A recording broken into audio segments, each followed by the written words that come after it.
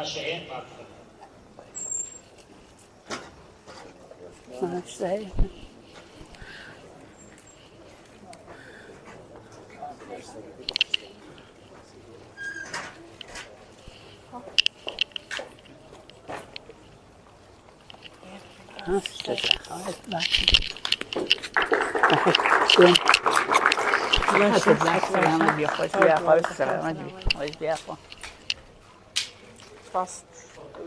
چەپکەگوڵی حیزبی شوێنی کوردستان کۆمیتەی ڕێسپیکۆیە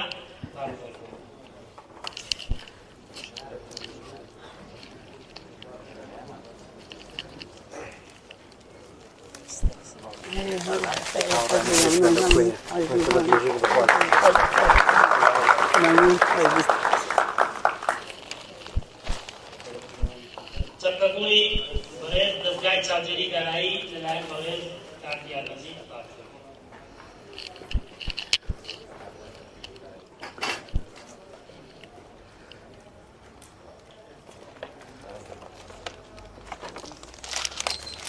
خير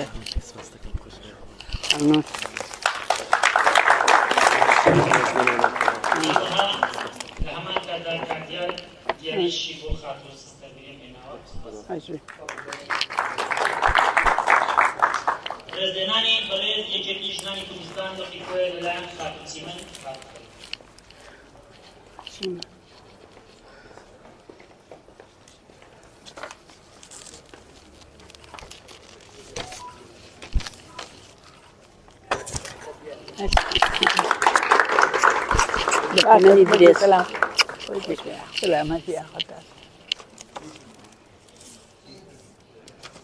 سنتەری کۆمەڵایەتی کۆیانی شاری سلێمانی کە لە ساڵی 2016 دامەزراوە لەسەر دەستی ژمارەیەک کەسایەتی و ناسیاوی خەڵکی کۆیە کە لە شاری سلێمانی دادەنیشن.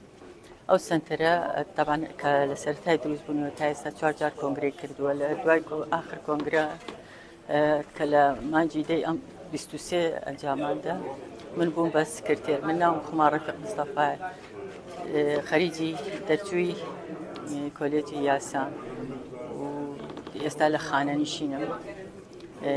ئەو بیرۆکەی ئەو ڕێزلێنانە لەو کاتەوە دەستی پێ کرد کە لە 15 سەردانی شاری کۆمان کرد بە مەبەستی بەشداریکردن لە فیستیڤاڵی شاری کۆیە. بیرۆکەیەکمان بۆ هات وتمانکەوە ڕێزلێنان بۆ چەند کەسایەتێکی شاری کۆیە بکەین لەم ساڵی کارکردنمان کە وەکو ڕێکخراوەکە.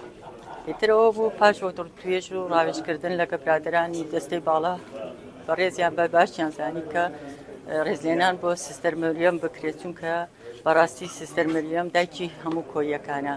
ئێمە وامان ناوناوە دایکی کۆیەکان، چونکە ژنێکە لە ساڵەکانی 50 خەباتی ئیشی کردووە و کاری کردو و خزمەتی نەخۆشەخانی کۆیە کردووە. لە کاتێککە ئەو ینی کە شەڕ و تەقە و بەزم و ناخۆشی بوو ئەو توانیویەتی بە دەم خەڵکەکەەوە بچێت و کاری پێویستیان بۆ ئەنجام بداتن. زۆر کاتیش پێویست بووە وا پێویست بوو کە لەبەر زروفی ناخۆشی زروفەکە کە بمێنێتەوە لەو ماڵە تا بەیانی. لەبەر ئەوە سیستەر مەریەم ژنێکە بەڕاستی شایانی ڕێزلێنانە، شایانی ئەوەیە کە هەمومان دەستخۆشی لێ بکەین، داوای تەمەندرێژی بۆ بکەین لەشی سەخت.